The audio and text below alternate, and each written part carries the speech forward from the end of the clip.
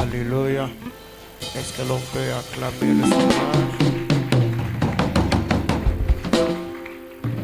Que le Seigneur nous bénisse abondamment. Je disais que Dieu te bénisse. Wow. Ruth, que le Seigneur te bénisse abondamment. Vraiment, c'était formidable. Vraiment, que Dieu te bénisse. On sent que à la chorale, il y a encore des grâces que nous devons découvrir et nous devons bénir l'Église. Alléluia. La presse, arrangez-moi les sons, s'il vous plaît. Parce que quand vous faites la balance, vous devez également être dans la salle pour entendre ce que vous donnez à l'Église. Nous ne venons pas à l'Église pour rentrer à la maison avec des oreilles bouchées, s'il vous plaît.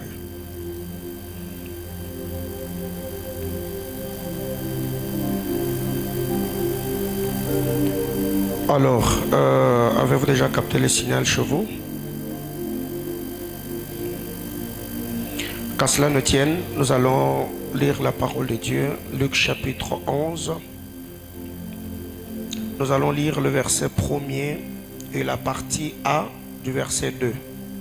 Luc chapitre 11, le premier verset, on peut rester assis. Luc chapitre 11, le premier verset et la partie A du deuxième verset. Vous y êtes? Je lis au nom de Jésus. Jésus priait un jour à un certain lieu. Lorsqu'il eut achevé, un de ses disciples lui dit: Seigneur, enseigne-nous à prier comme Jean l'a enseigné à ses disciples. Le verset 2, la partie A, il leur dit: quand vous priez, dites. Parole du Seigneur. Alléluia. Amen, amen. Alors, ce soir, par la grâce du Seigneur, comme vous l'avez vu sur le réseau, normalement aujourd'hui, je devais introduire une nouvelle série d'enseignements comme je l'ai promis la semaine. Je devais commencer l'enseignement sur notre thématique, l'art de gouverner. Mais alors que j'étais en train le matin de prier, j'ai eu un autre fardeau. Je crois que l'art de prier, l'art de gouverner plutôt, j'enseignerai, je vais introduire cet enseignement le dimanche. Mais aujourd'hui, je vais enseigner, je vais recadrer l'église, je vais nous rappeler un bon nombre de choses, ce qui va nous permettre à comprendre comment nous fonctionnons. Alléluia. Bien-aimés dans le Seigneur, quand vous lisez ici la parole de Dieu, que Dieu bénisse tous les internautes. En lisant la parole du Seigneur, la Bible déclare: un jour, Jésus priait quelque part. Il priait à un certain endroit. Et sûrement, ses disciples l'observaient de temps en temps. Ils voyaient comment Jésus faisait les choses. Jésus était un homme de prière. Et tout le miracle, le prodige, le signe, la puissance qui accompagnait ses enseignements, cela émanait de sa communion dans la prière. Et les disciples se sont rendus compte que nous accompagnons cet homme. Nous marchons avec lui. Nous faisons route avec lui. Nous sommes attachés à lui. Nous le voyons prier. Mais lui ne nous a pas enseigné de comment prier. Si je dois reformuler le verset 1 de Luc chapitre 11, je dirais que ses disciples lui ont dit: Seigneur, communique-nous les connaissances que tu as, comme Jean-Baptiste l'a communiqué à ses disciples. Seigneur, enseigne-nous la vérité que tu connais sur la prière, comme Jean-Baptiste l'a enseigné à ses disciples. Seigneur, amène-nous dans ton intimité. Amène-nous à la source de ton onction, de ta puissance. Apprends-nous à communier avec que c'est lui qui t'a envoyé, c'est lui que tu sers, eh bien, nous le servirons efficacement comme toi. Jésus n'a pas refusé. Jésus ne s'est pas opposé. Jésus prend la parole, il dit, quand vous priez, dites Père. Et vous serez d'accord ensemble avec moi que quand ses disciples disent, Jean a enseigné à ses disciples, on ne nous a pas donné le modèle de prière ou la formule de prière que Jean avait enseigné à ses disciples. Et Jésus, quand il se met à enseigner, il leur dira, quand vous priez, dites. Vous connaissez l'histoire, la prière sacerdotale, notre Père qui est aux cieux. C'est que le contenu de l'enseignement de Jean-Baptiste sur la prière n'était pas le même contenu avec l'enseignement de Jésus sur la prière. Parce que Jean-Baptiste était une onction. Jean-Baptiste avait une mission. Jean-Baptiste avait un message. La manière de prier de Jean-Baptiste, ce ne sera pas la même manière de prier de Jésus. Parce que les deux sont de rois qui ont des missions particulières, qui ont une onction particulière et qui sont appelés à accomplir la mission que le Seigneur les avait assignée différemment. C'est que si tu es disciple de Jean, tu priais dans le staff de Jésus, comme Jean avait enseigné, tu seras toujours en train de prier, mais peut-être ta prière ne sera pas trop efficace. Peut-être que tu n'auras pas beaucoup de résultats. Mais si tu es aussi disciple de Jésus et que tu vas prier chez Jean-Baptiste, tu peux avoir des résultats, mais les résultats peuvent créer la persécution. Parce que dans l'église des gens, on ne chasse pas le démon. Dans l'église des gens, on ne fait pas marcher des paralytiques. Dans l'église des gens, on ne parle pas en d'autres langues. Jean-Baptiste est celui qui prie pour que Dieu touche le cœur des hommes et que ces derniers, en recevant la parole, se convertissent et ça s'arrête là. Mais quand vous allez chez Jésus, Jésus, au-delà de convertir les gens par la puissance de la parole, Jésus guérit le malade, Jésus multiplie le pain, il ouvre les yeux des aveugles. C'est que les deux juridictions travaillaient pour la cause du royaume, mais le mode opératoire n'était pas le même. Jésus était une onction, Jean-Baptiste l'était aussi, mais il n'y avait pas la même fonctionnalité. Ce qui fait que nous sommes sur l'avenue des aviateurs. Ici, nous prêchons Jésus. Nous servons Jésus. Quand vous allez à l'église de la grâce que dirige Papa Gustave Chibambe, on prêche Jésus. On sert Jésus. Mais vous devez maintenant savoir que chaque église a son mode opératoire. Chaque église a des paroles de grâce, a certaines fonctionnalités qui ne se manifestent pas nécessairement dans l'autre église. Tout dépend de la mission qui est attachée ou assignée à ces derniers, les permettant ainsi de travailler selon la mesure de grâce pour accomplir les objectifs du Seigneur. J'entends quelqu'un me dire Amen. Il leur dit, quand vous priez, dites. Donc on prie en parlant. On parle en priant. Alors qu'est-ce que nous devons retenir? Enseigne-nous à prier comme Jean a enseigné à ses disciples. Ce soir, le matin, je me suis posé quelques questions. Si je dois donner le thème à ce message, je dirais le pasteur s'interroge. Le pasteur s'interroge. Première question que je me suis posée, depuis que Manaïm a commencé, je ne sais pas, peut-être si tu t'es déjà posé aussi cette question, depuis que l'église a commencé, pourquoi je ne donne pas des enseignements en pêle-mêle? Ou le mercredi, je parle sur la foi, le vendredi, je parle sur la puissance de Dieu, le dimanche, je prêche sur la prospérité, demain, je prêche sur le miracle. Pourquoi nous avons des séries d'enseignements? Juillet, on a tout un thème qui couvre le mois. Août, on a un autre thème qui couvre le mois. Pourquoi nous travaillons comme cela? D'autant plus que ceux qui m'ont connu en 2015, 2016, 2017, 2018, c'est pas comme cela que je travaille. Parce que si je dois continuer à travailler comme je travaillais autrefois, eh ben, ça ne vaut pas la peine de commencer Manaïm. Parce qu'on doit sentir que là, nous sommes au fait en train d'accomplir une autre mission.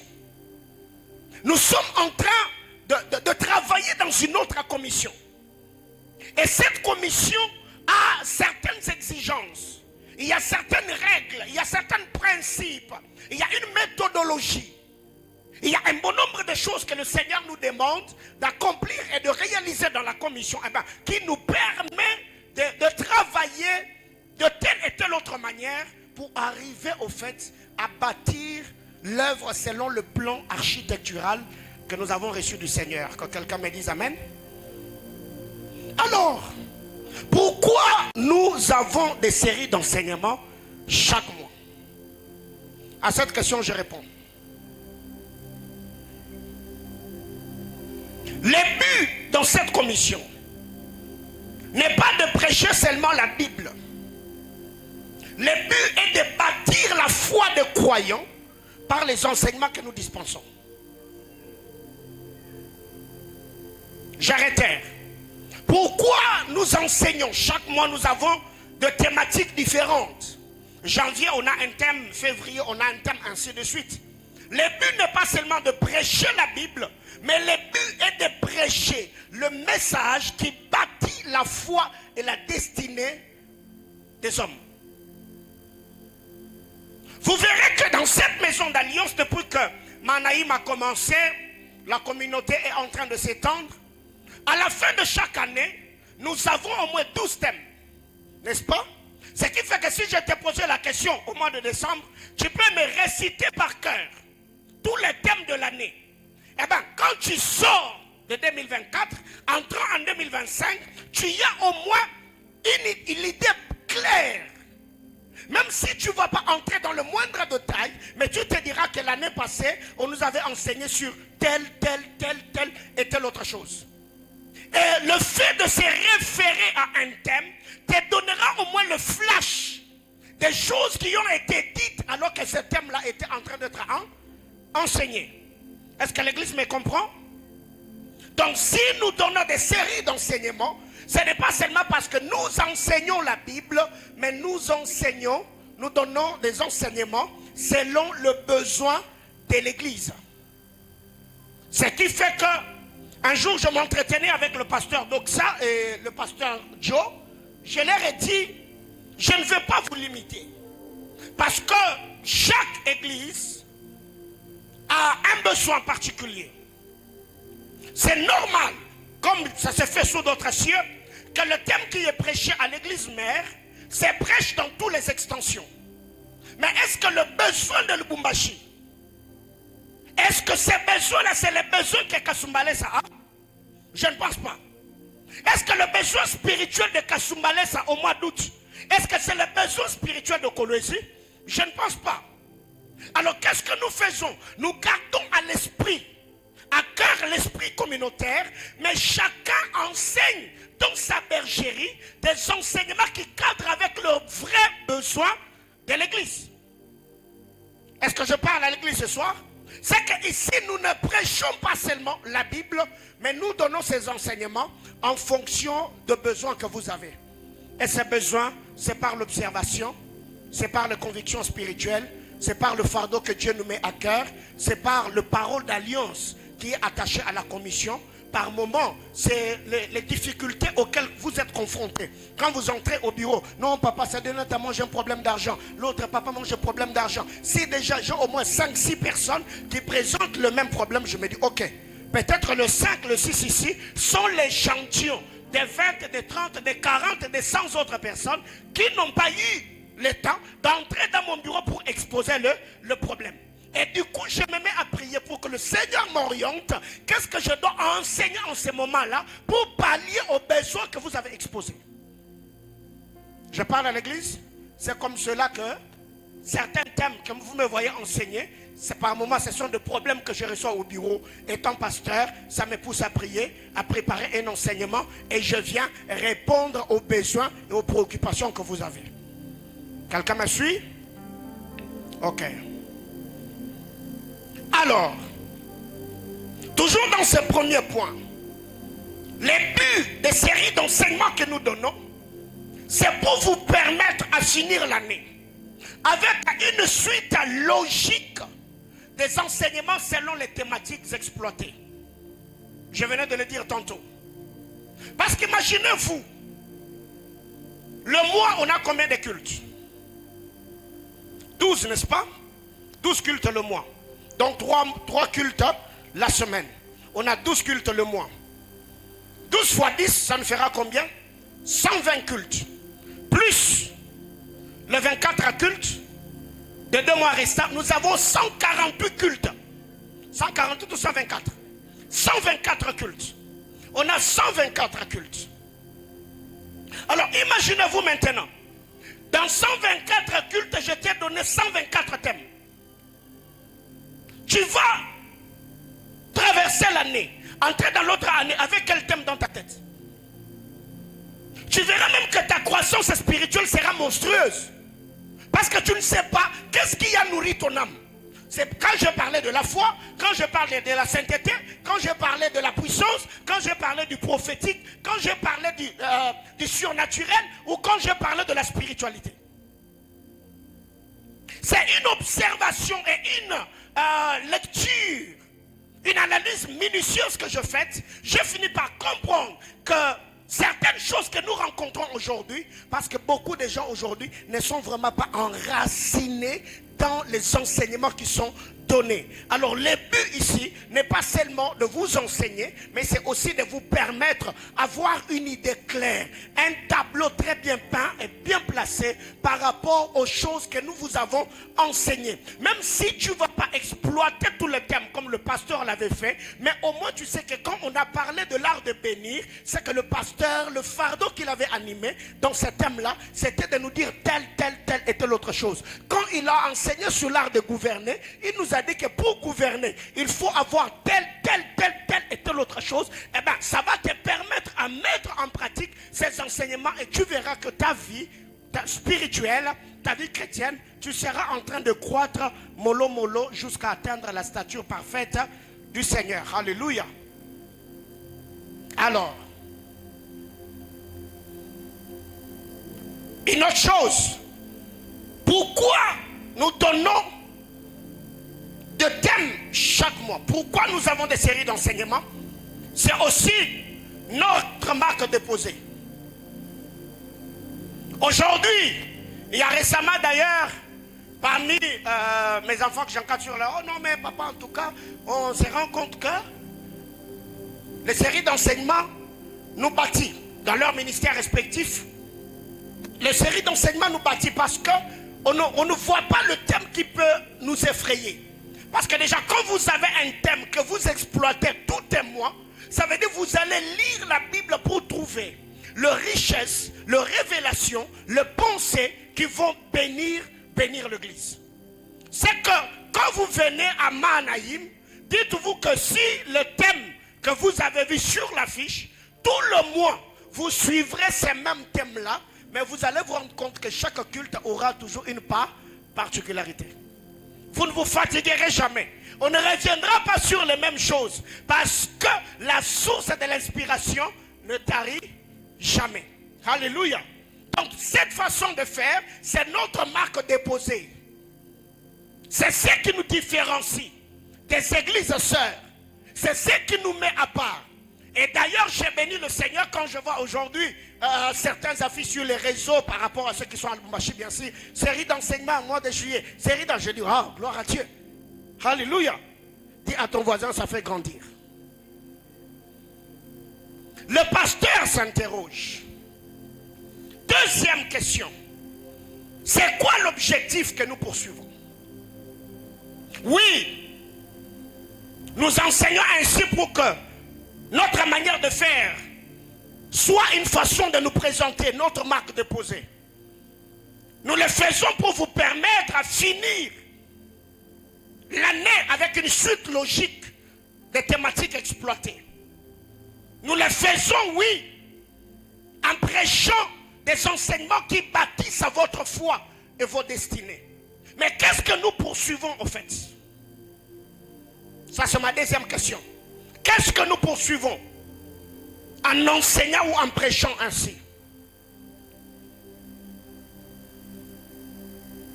Je réponds,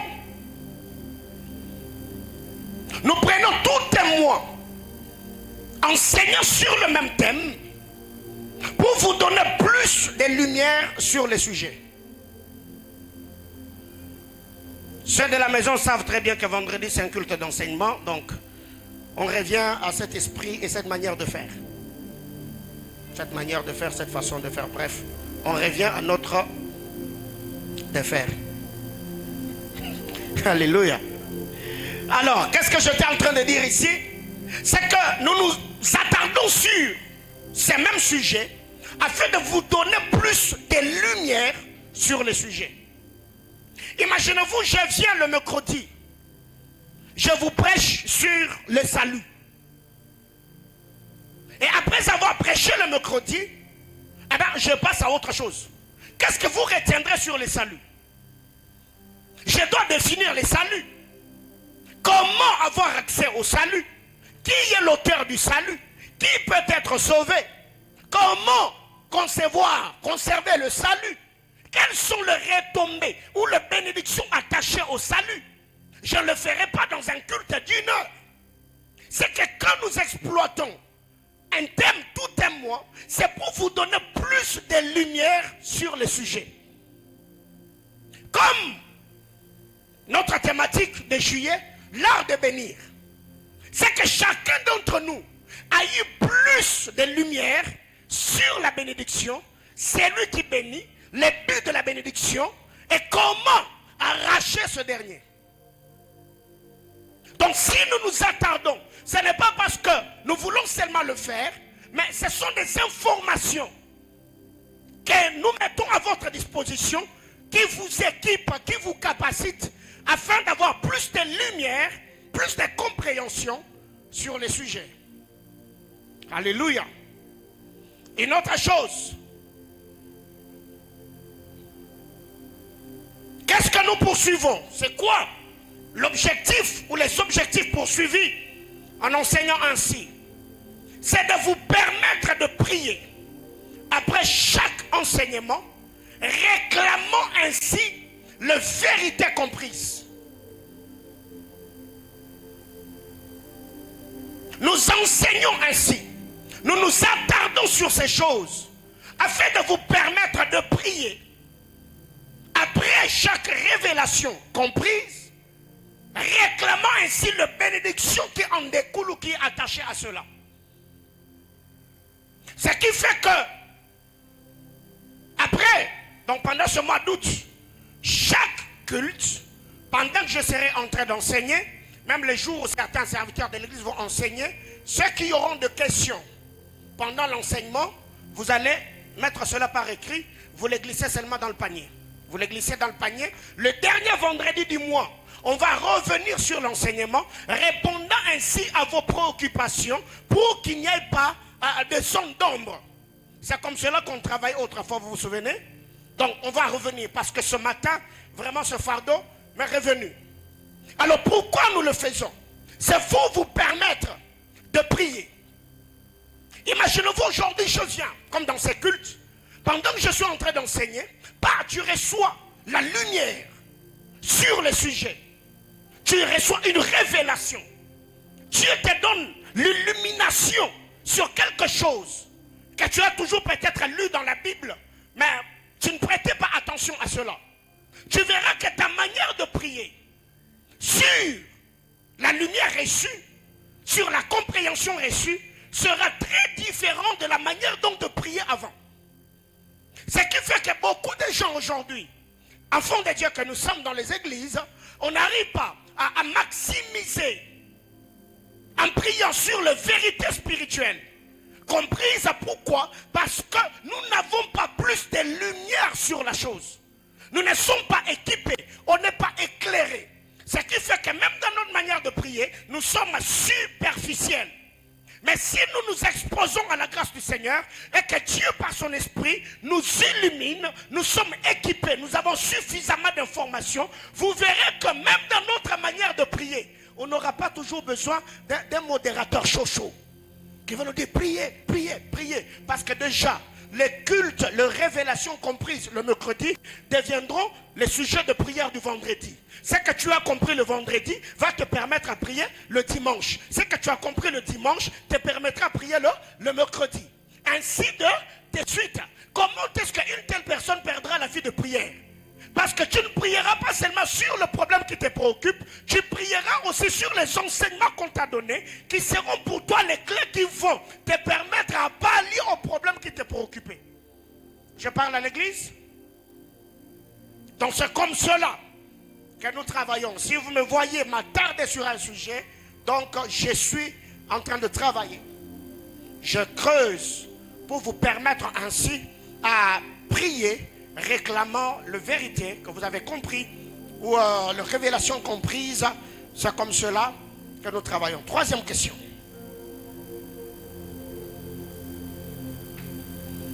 Sûrement quelqu'un s'est posé aussi cette question. Le pasteur s'interroge. Pourquoi depuis un temps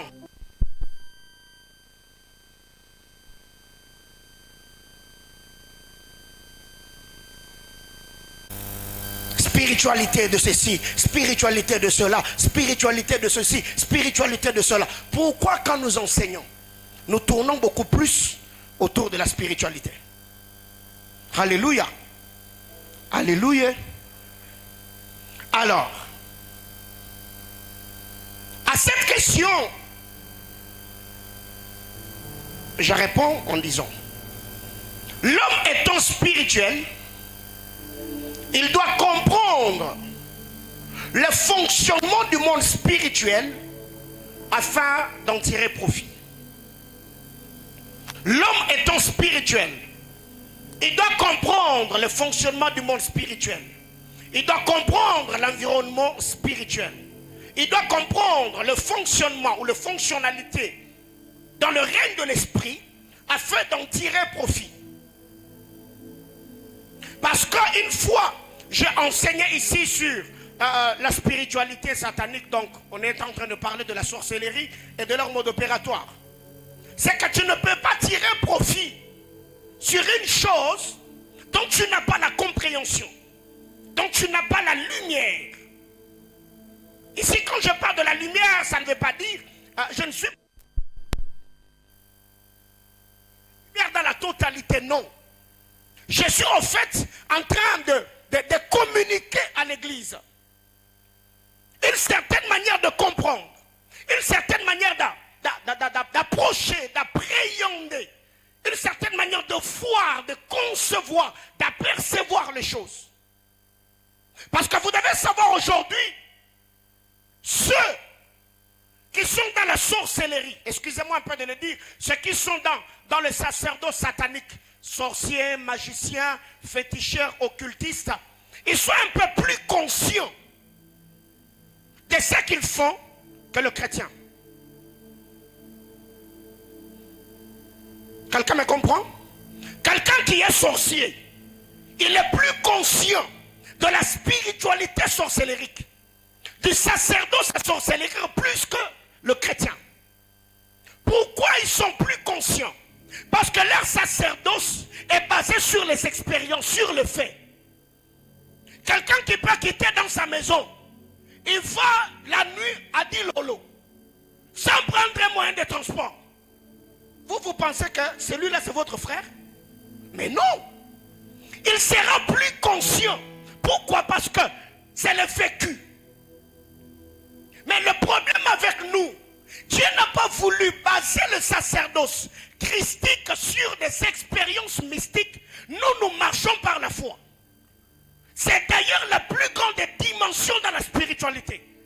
Je n'ai pas besoin de voler la nuit pour croire à l'existence de Satan. J'ai besoin de croire aux êtres invisibles qui m'accompagnent. C'est ce qui fait ma force et ma dépendance à Dieu. Est-ce que j'enseigne à l'église? Quand vous allez, un homme ordinaire, nous on a grandi, on était exposé à ce genre de choses, où à la sortie de l'école, vous voyez des gens qui sont là-bas, ils prennent de pierres, ils mettent dans les cartons, ils sortent des bonbons. Gloire à Dieu quand même, on a mangé leurs bonbons sans être envoûté. Alléluia. Mais, écoutez, une telle personne qui a pris le pierre, il les a transformés en bonbons. Vous pensez que c'est votre soeur? Mais non. Est-ce que quelqu'un me comprend? C'est que vous devez comprendre ici, homme étant spirituel, il doit comprendre le fonctionnement du monde spirituel pour en tirer profit. Comment ça se passe? Quand vous parlez en d'autres langues, comment ça se passe? Quand tu engages les alliances, comment ça se passe? Quand tu donnes l'offrande, comment ça se passe? Quel est l'impact de la vie de jeûne et de prière dans la vie d'un croyant? C'est la compréhension de toutes ces choses qui constituent la spiritualité christique. Quand on le comprend, même notre manière de le faire sera différente. Je parle à l'église. Il y a des gens qui prient parce qu'à l'église, on a dit, vendredi, nous jeûnons. Il ne sait même pas pourquoi il jeûne. Même en jeûnant là, lui-même, il ne prie même pas. Donc, crève de faim. Mais c'est lui qui a compris pourquoi il jeûne. Le bénéfice attaché au jeûne. L'impact des offrandes. L'impact des autels. L'impact de parler en d'autres langues. Vous verrez que cette personne-là, il ne va pas parler en d'autres langues parce qu'il est en carence de verbes. Oh, Mungu Baba, unionek. Après, il sèche, il n'a plus rien de choses à dire à Dieu. Alors, on fait recours maintenant au parlant. Oh, sheka. Oh, mama. Oh, baba. Yanda. Oh, frère, arrêtez. Alléluia. Dis à ton voisin, la vie est spirituelle. L'univers étant soutenu par des lois et des principes, nous devons les connaître, les comprendre et les appliquer. Quand je parle de l'univers, je parle du monde visible et le monde invisible. Tout est soutenu par des lois, des principes et des règles. C'est lui qui comprendra, qui connaît les lois. C'est lui qui les comprend. C'est lui qui les applique. Va manipuler la destinée des autres. Par moment, quand nous disons ici qu'un prêtre qui... Oh, l'histoire de Glaver. Un prêtre qui est établi par son sacerdoce, il peut manipuler les atmosphères. Il va les manipuler par quoi? C'est pourquoi je vous ai toujours dit, un prêtre qui n'est pas enseigné finira par saigner. Parce que Job dit, connais-tu les lois du ciel? Règles-tu son pouvoir sur la terre? C'est que le règlement ou la régulation de pouvoir dépend de la connaissance. Connais-tu les lois du ciel? Règles-tu son pouvoir sur terre? C'est que les lois, le pouvoir et le principe contiennent de règles. Non. Le règle, le principe, le pouvoir contiennent... Qu'est-ce que je suis en train de dire? Le règle, le principe, le loi contiennent de pouvoir qui doit être régulé par la compréhension et la connaissance. Quand tu parles en d'autres langues, pourquoi tu parles? Quand tu passes devant, tu donnes ton offrande, pourquoi tu le fais? Quand un homme de Dieu est en train de prêcher, tu viens avec ton offrande du prophète, qu'on appelle Galates 6:6, tu donnes dans ta tête. Tu as donné pourquoi?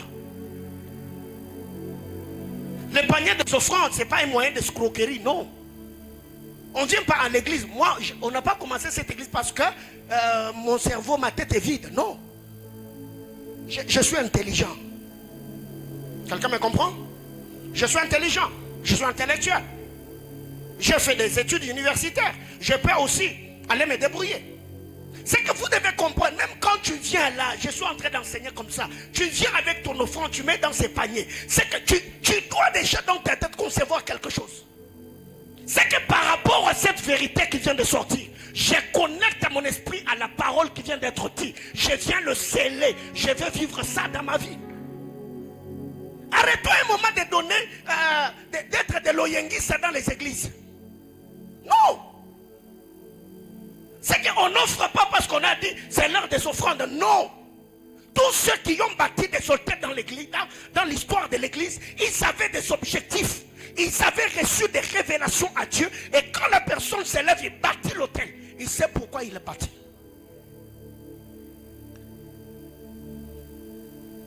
Alléluia. Alors,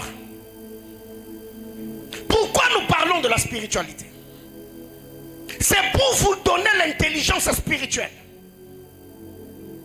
vous permettant ainsi de livrer de vraies batailles spirituelles.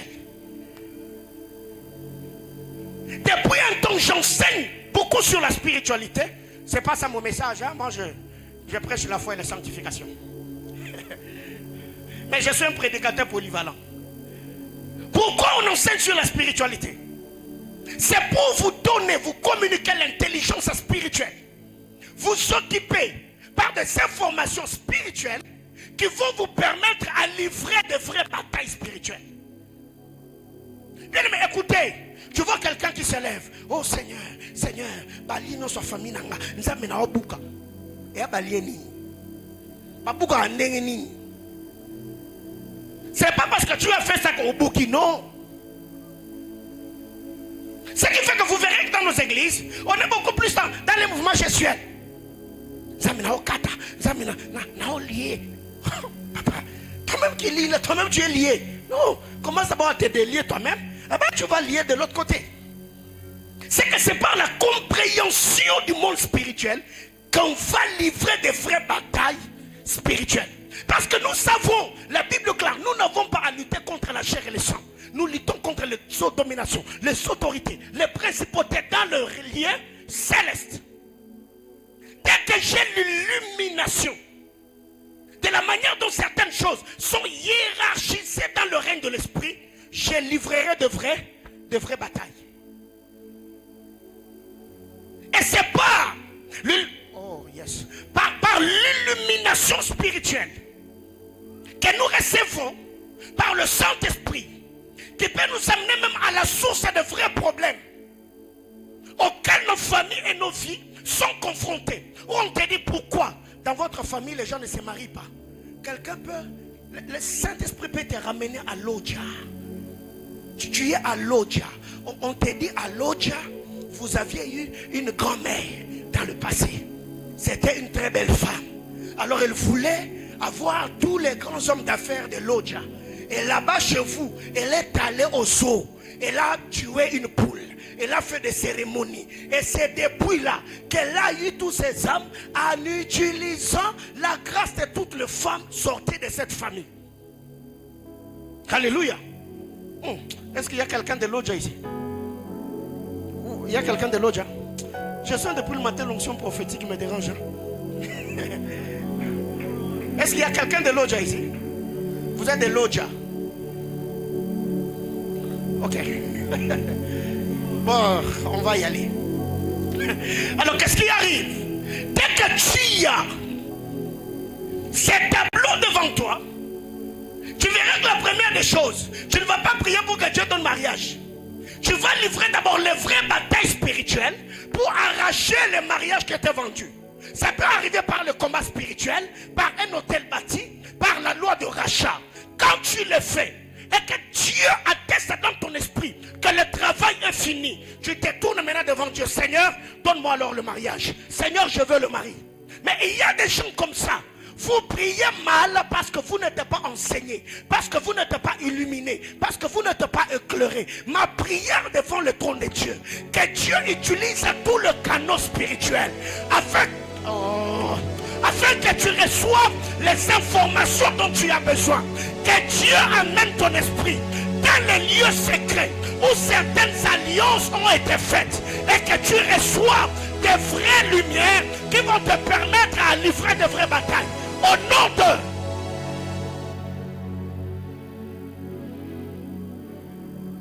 Ouais. Donc, nous enseignons sur la spiritualité, vous donnant ainsi l'intelligence spirituelle qui va vous permettre de livrer de vraies batailles de l'esprit. Une autre vérité, c'est que vu les réalités actuelles, pourquoi nous enseignons sur la spiritualité? Vu les réalités actuelles et la manière dont le monde des ténèbres devient de plus en plus, la manière dont les ténèbres devient de plus en plus épais, nous devons chercher quoi faire pour nous démarquer. Ne vous inquiétez pas, je réitère. Pourquoi nous enseignons sur la spiritualité? Je réponds à cette question. Vu les réalités actuelles et la manière dont le ténèbre devient de plus en plus épais, nous devons chercher quoi faire pour nous démarquer. Ça veut dire sortir du lot, nous sortir du cercle vicieux. Les ténèbres deviennent de plus en plus épais. Le diable ne travaille plus sournoisement. Aujourd'hui, c'est à l'œil nu. Autrefois, les occultistes, on appelait cela science secrète, maison secrète. Mais aujourd'hui, ce n'est plus secret. Hein? Donc ils recrutent même. Il faut même des affiches et des banderoles. Donc être sataniste aujourd'hui, c'est comme à la mode. Hein? Donc quand on te dit qu'on a occultiste et on a grade moroboui, donc ça fait genre. Alors qu'autrefois, ceux qui ont aux Arandoki, et ça le quoi libabé, Kozandoria libabé. Mais aujourd'hui, Kozandoria le quoi, mais sur des grâces morobo, Satan a péché. Dis à ton voisin, il a bien.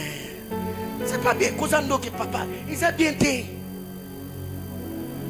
Satan a vraiment vrai arnaqueur, moi ma casse.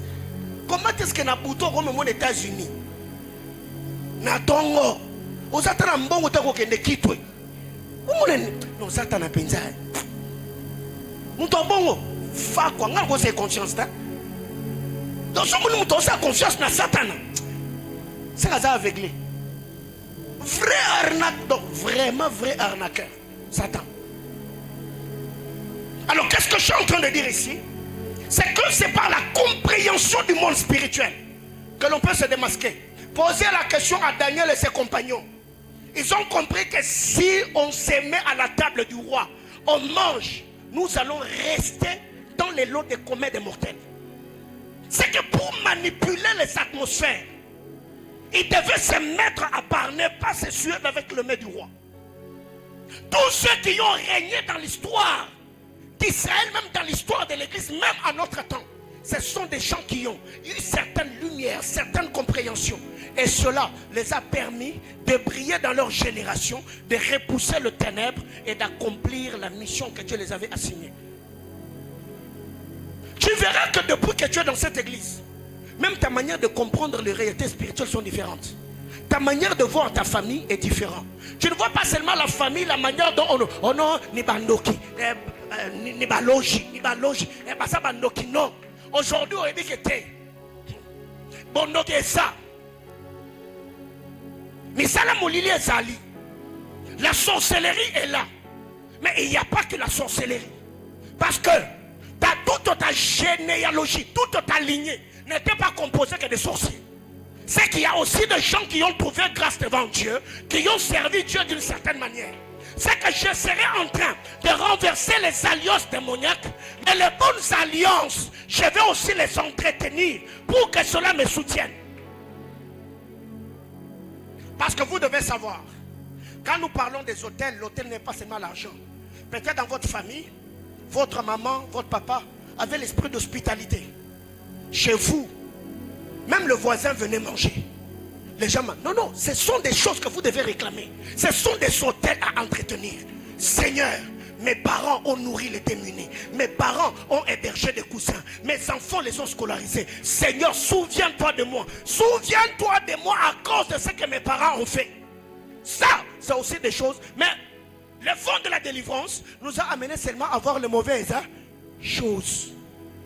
Non, tous les hôtels n'est pas à renverser. Il y a des hôtels à entretenir.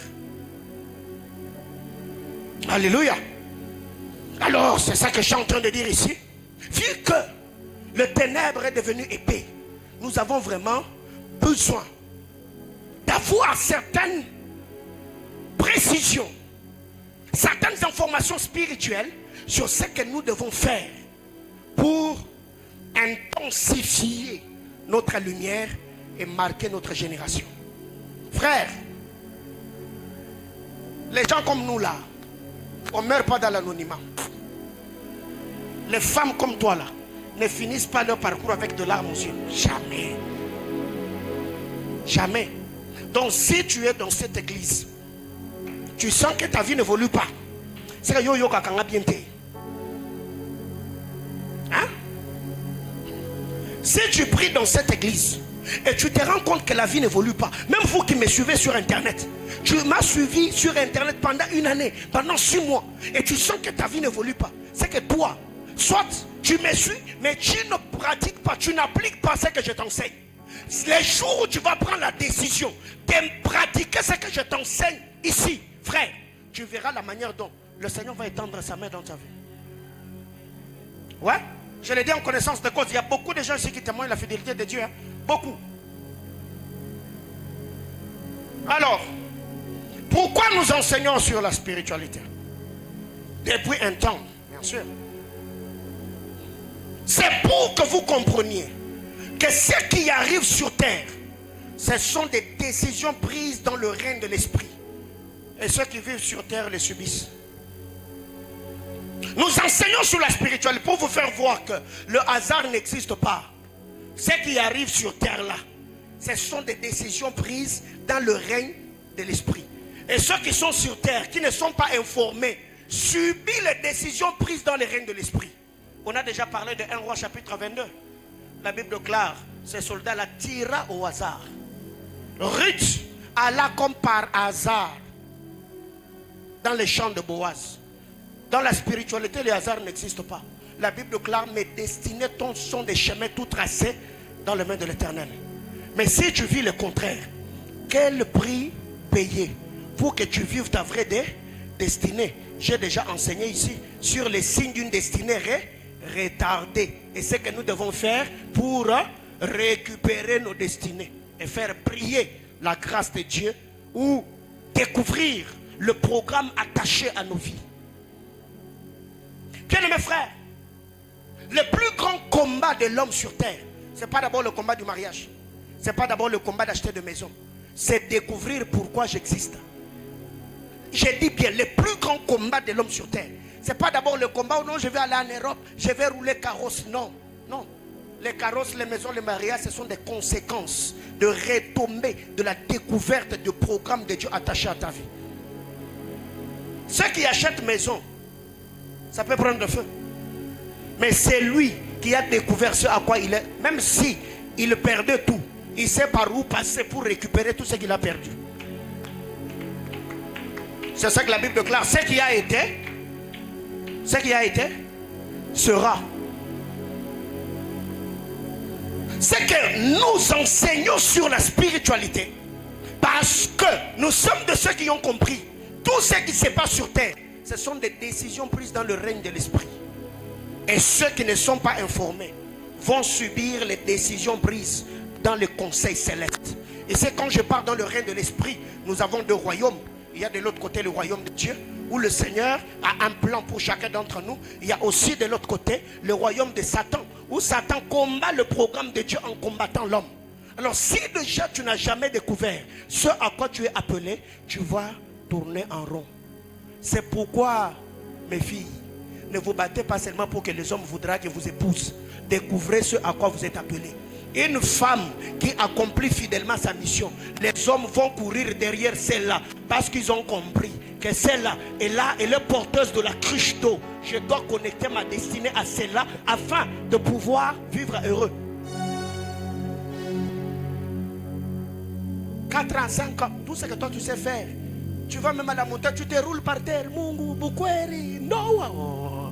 Même Dieu lui-même te regarde, il est angariaoui. Alléluia. Eh bien, je ne suis pas contre le mariage. Hein? Vous savez, non? Je ne suis pas contre le mariage. Je prie beaucoup pour vous. J'ai besoin que vous vous mariez. J'ai besoin que vous fondez de famille.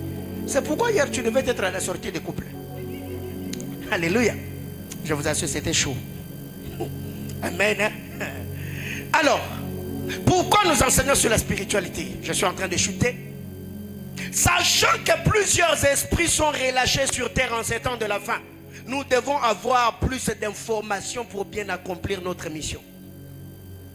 Nous enseignons sur la spiritualité parce que nous savons que plusieurs esprits malins, plusieurs esprits impurs ont été relâchés sur terre en ces temps de la fin.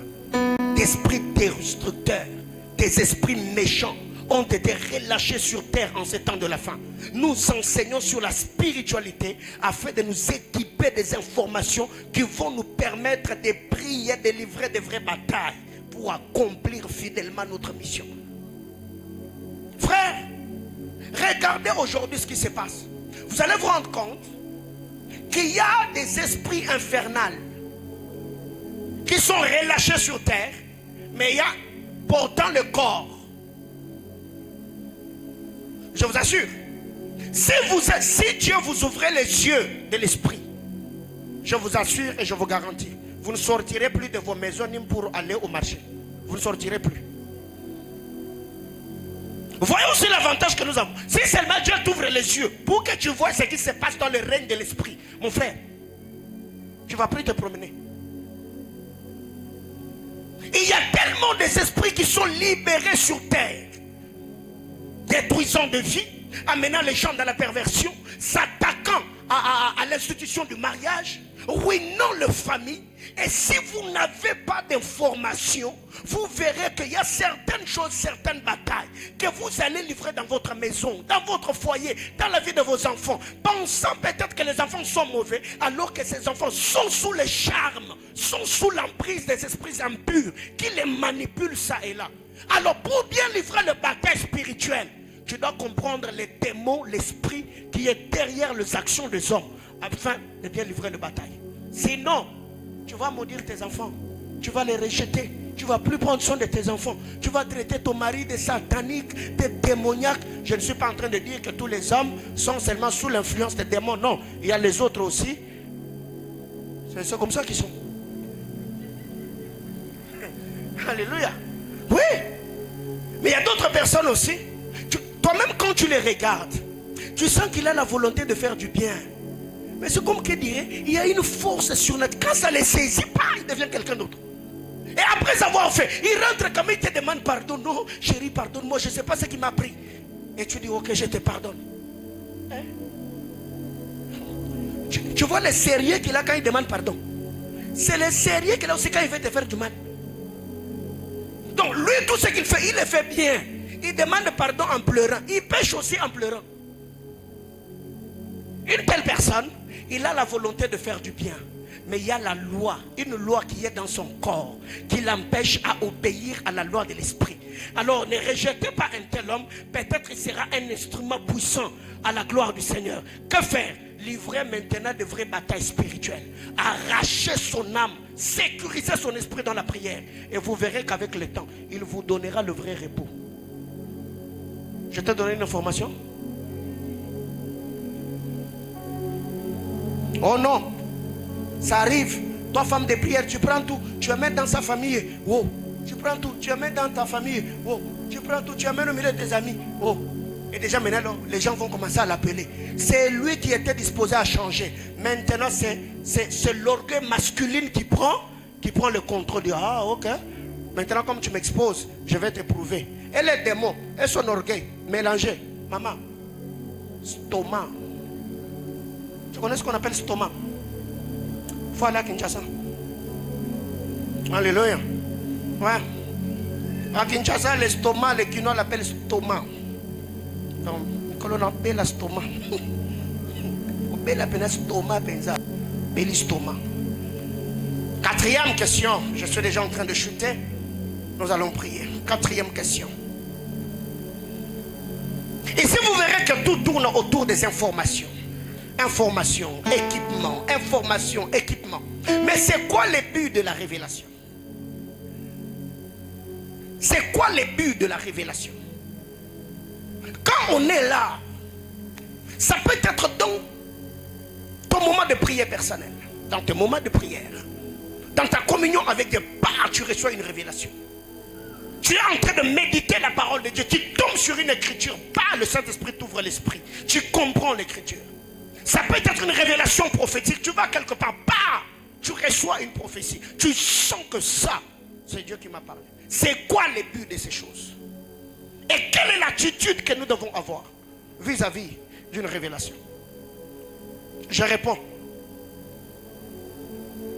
Le but de la révélation, c'est de nous communiquer la compréhension, l'illumination, la révolution, l'application et la revendication. J'arrêtais. Le but d'une révélation, c'est que nous ayons 1. La compréhension, 2. L'illumination, 3. La révolution, 4. L'application, 5. La revendication. C'est ainsi que je l'avais dit la semaine. Une révélation qui ne te révolutionne pas est fausse. Pourquoi Bartimée a crié alors que les hommes le poussaient à se taire? Parce qu'il avait la révélation. Lisez la parole de Dieu, vous verrez que tous ceux qui ont reçu des révélations véritables venant du Seigneur, ils ont été manifestés. Cela a été manifesté, boosté par une chose. C'est la révolution. Je ne vais plus rester ici. Le fils à prodigue, dans Luc 15, il a compris. Je me leverai, j'irai, je dirai à mon père, je péché contre Dieu, je péché contre toi. Le but de la révélation, ce n'est pas de nous donner les châtiments, les sensations, les effervescences. Où on arrive comme ça, on te dit, maman, kama nous nasema hapa, Mungu ananiambia, Mungu kunaonyesha, jina lako ni Mushinga. Après, oh papa, yo moko deja ebike comme nous Mushinga. Parce que baby sika comme nous Mushinga, maman ko kweli, okweni. On est à information, on est pas. Comment je peux appeler ça? C'est pas l'école de prophète. C'est une information captivante qui te permet juste à comprendre que c'est de moi qu'on est en train de parler. Ça te permet de te concentrer. C'est ce que Dieu a fait au buisson ardent. Dieu allume le buisson. Quand Dieu allume le buisson, la voix sort. Moïse, Moïse. C'est que Ezanga. C'est que j'étais ici en train de parler de la compréhension, de l'illumination, de la révolution, de l'application et la revendication. La revendication, c'est une dimension où tu réclames la bénédiction qui contient la révélation. Seigneur, je veux cela. Je veux le vivre. Je veux le recevoir. Mais vous devez retenir ceci. Le but de la révélation, ce n'est pas seulement l'illumination. Mais la révélation doit devenir ton style de vie, ton mode de vie.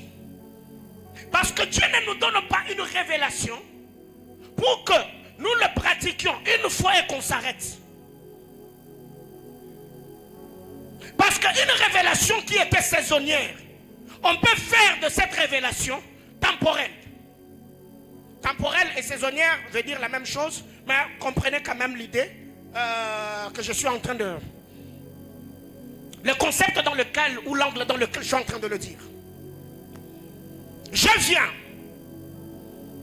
Dieu se révèle à moi. Prenons l'exemple. Depuis Sembano, que le pasteur Vicky, ici, Dieu de son hôtel, a dit que Abraham, avant de parler à l'Éternel, il a bâti l'autel. Depuis mai jusqu'à aujourd'hui, chaque culte, je le fais. Parce que moi, le but de cette révélation-là, ce n'est pas que je n'ai jamais lu cette écriture-là, non. Mais parce que c'est sorti dans la bouche d'un ouin. Et il a dit que lui, dans sa vie, il applique. Moi, je l'ai pris. C'est devenu mon mode de vie. Mais le problème avec nous, c'est quoi? C'est que quand tu reçois une révélation, tu l'appliques 2-3 fois après, tu t'arrêtes. Est-ce que c'est Dieu qui t'a dit? Ça, c'est l'esprit de Josias. Il va chez Élisée, Élisée lui dit, frappe par terre, il frappe 1 fois, 2 fois, 3 fois, il s'arrête, le prophète s'énerve. Qui t'a dit d'arrêter? Tu devais frapper 6 à 7 fois. Mais comment comprendre? Parce que toi, tu ne m'as pas dit autant de fois que je devais frapper. C'est que la persévérance doit t'amener jusqu'à ce que le Seigneur te demande de faire autre chose. Aussi longtemps que Dieu n'a rien dit, je n'arrête pas. Mais le problème avec toi, même depuis qu'on l'a dit, jusqu'aujourd'hui, toi tu ne l'as jamais fait. Alors, comment voudriez-vous que moi et vous qu'on ait le même résultat? Est-ce qu'on t'a parlé du montant, de combien tu vas faire, combien tu vas donner? Non, on t'a seulement dit, dès que tu viens à l'hôtel, tu poses ton offrande dessus. Seigneur, je connecte mon esprit à l'hôtel. Que toutes les bénédictions attachées à ces cultes. C'est comme cela que moi je prie quand je viens ici. C'est comme ça que je prie. Toutes les bénédictions et les grâces attachées à ces cultes, que ça vienne sur moi. Donne-moi le mot élevé. Moi je le demande ainsi parce que je suis prédicateur, n'est-ce pas? Mais toi quand tu viens, Seigneur, je prie que toutes les bénédictions attachées à ces cultes, que j'en jouisse. Que toutes les paroles de grâce qui sortiront dans la bouche de ton serviteur impactent et influencent positivement ma vie. Ça peut être 1000 francs, ça peut être 2000 francs, ça peut être 5000 francs. Tu viens, tu mets, tu pries, tu rentres. On t'a demandé combien même. Et moi, quand il a dit, j'ai fixé un montant que je donne mercredi, que je donne vendredi et dimanche. Donc mercredi, vendredi, c'est le même montant. Dimanche, c'est le double de ce que je donne la semaine. Depuis mai jusqu'à aujourd'hui, les administrations sont ici. Ils voient ce que je dépose sur l'autel. C'est comme cela que je le fais. Moi qui suis ton pasteur, je le fais. Maintenant, toi, pourquoi toi tu ne le fais pas? Combien de choses Dieu t'a déjà demandé de faire que tu ne veux pas? Et c'est celui-là ou celle-là qui va prier. Oh Seigneur, parle-moi. Seigneur, dis-moi quoi faire. Oh Dieu t'a dit, commence à bâtir les hôtels ici. Ce que Dieu nous a dit de faire, on ne le fait pas. Ou on l'a fait un moment, on a arrêté. Mais c'est nous qui rentrons encore vers le Seigneur. Oh Dieu, parle-moi. Oh non. Même Dieu lui-même, il dit, toi tu n'es pas sérieux. Je vais parler à ceux qui vont obéir à ce que je vais leur dire. Alléluia. Depuis mai, qui a obéi à cette instruction? Même une fois ou deux fois seulement. Qui n'a jamais obéi? Oh, c'est entre nous. Pourquoi toi tu es comme ça?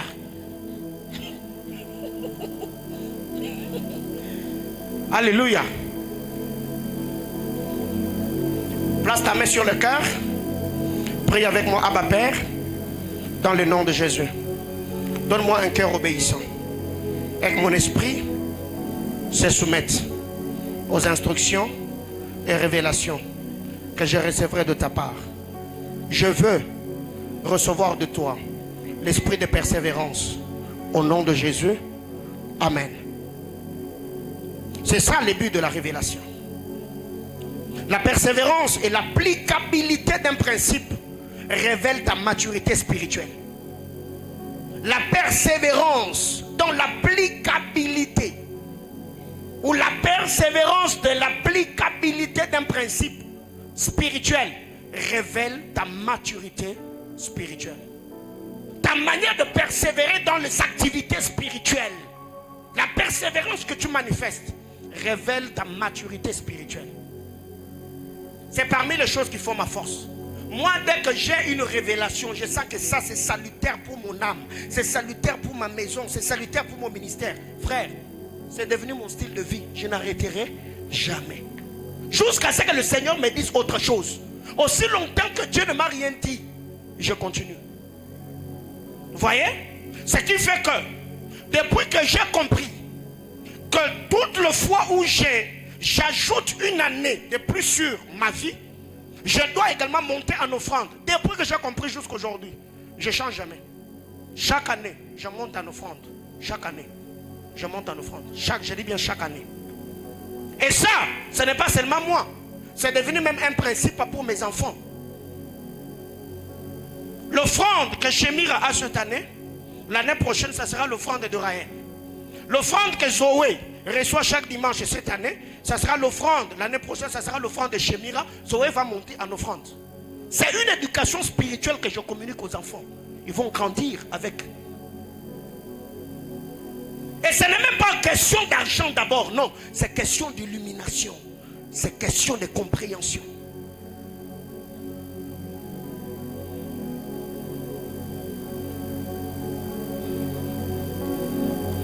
Alors, ta persévérance et l'applicabilité d'une vérité comprise révèlent la valeur que tu accordes à ta destinée. Je ne décortique pas, vous écrivez tel que je le dis. Ta persévérance et l'applicabilité d'une vérité comprise révèlent la valeur que tu accordes à ta destinée. Cinquième et dernière question. Et c'est là que je m'arrête. L'attitude que nous devons avoir face aux paroles de grâce et les dangers qui nous guettent. L'attitude à avoir face aux paroles de grâce et les dangers qui nous guettent. Quelle est l'attitude à avoir? À cette question, je réponds que nous devons comprendre que l'univers spirituel fonctionne avec les paroles de ceux qui détiennent certains pouvoirs spirituels. Le monde spirituel fonctionne avec les paroles de ceux qui détiennent un pouvoir spirituel.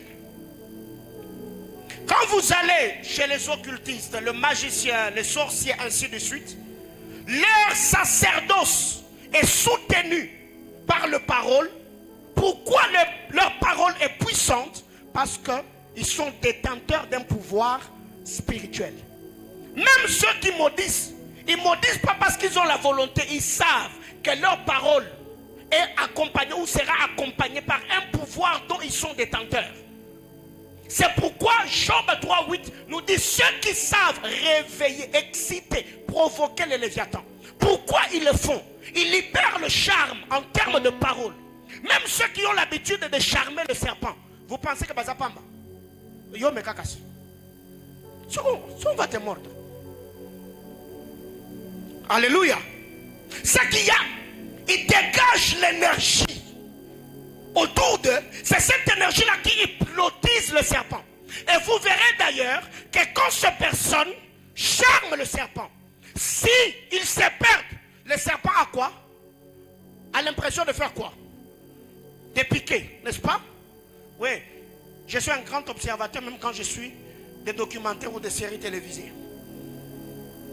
Vous devez savoir que l'univers spirituel fonctionne avec les paroles de ceux qui détiennent un pouvoir spirituel. Quelle attitude avoir? Il faut réclamer sur toi les paroles libérées dans la prière. Quand nous disons que cette église, cette commission est accompagnée par 4 paroles d'alliance, ce ne sont pas des paroles en l'air. Ce sont des décrets apostoliques qui soutiennent, les 4 piliers qui soutiennent cette communauté. On est des décideurs influents, on dépassera les frontières interdites, le ciel donnera la rosée, la terre le meilleur produit, aucun homme ne s'est glorifié de nous. Ça, ce sont les 4 piliers qui nous soutiennent. Et quand tu es face à l'adversité, il y a une parole. Tu es sur une terre qui te donne l'impression de saboter tes semences ou tes sacrifices. Il y a une parole. Si tu sens que le ciel est verrouillé, il y a une parole.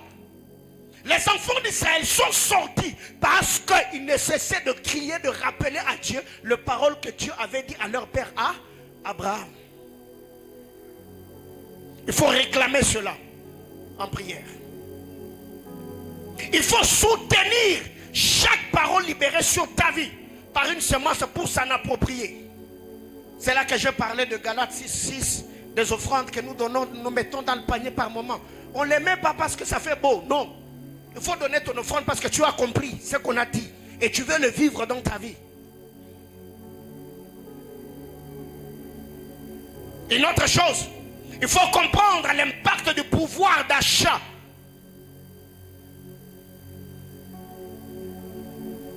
Il faut comprendre le pouvoir, l'impact du pouvoir d'achat. Parce que nous avons toujours dit, dans la spiritualité, la gratuité n'existe pas. C'est pourquoi tu n'as pas payé le prix, ne t'appartient pas, ce n'est pas à toi. Abraham connaissait ces choses. Il a refusé le champ de Macpéla. Il a dit non, je ne peux pas enterrer mon épouse sur une terre étrangère. Non, je vais l'acheter au prix d'argent.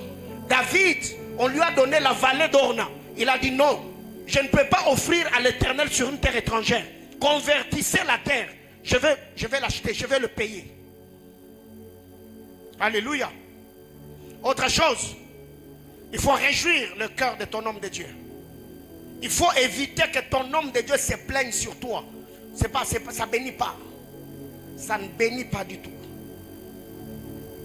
Ici, je parle de parole de grâce. C'est lui que Dieu a placé, c'est lui qui parle sur ta vie. Il peut être ton pasteur, il peut être ton père, il peut être maman, il peut être celui qui a la prééminence, il peut être ton mari. Il peut. Donc évitez de chagriner ceux qui sont des détenteurs du pouvoir spirituel sur vos vies. Ça ne bénit pas. Mais une dernière chose aussi, évitez de s'habituer à ton homme de Dieu en disant que ça a toujours été ainsi. Parce que vous devez savoir, les cultes ne se ressemblent pas. C'est ce qui a maudit Michal. David était en train de danser quand il a regardé David. Il a vu seulement un danseur, un joueur de la harpe comme d'habitude. Il a méprisé dans son cœur. Mais il a oublié que ce jour-là, David était dans la peau du sacrificateur. Il avait mis le faute sacerdotal. Quand Michal méprise David dans son cœur, pas Dieu la frappe de stérilité jusqu'à la fin de sa vie. Elle n'a jamais eu d'enfant. C'est qu'arrêtez de vous habituer. Ou un homme de Dieu, ça peut être moi, un serviteur, une servante de l'église, il se dit, je décrète et déclare au nord.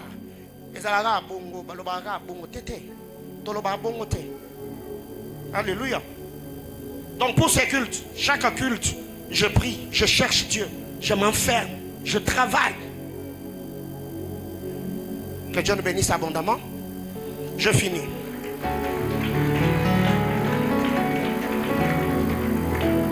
Donc pour ceux qui sont venus en retard, l'enseignement sur l'art de gouverner, je vais introduire le dimanche.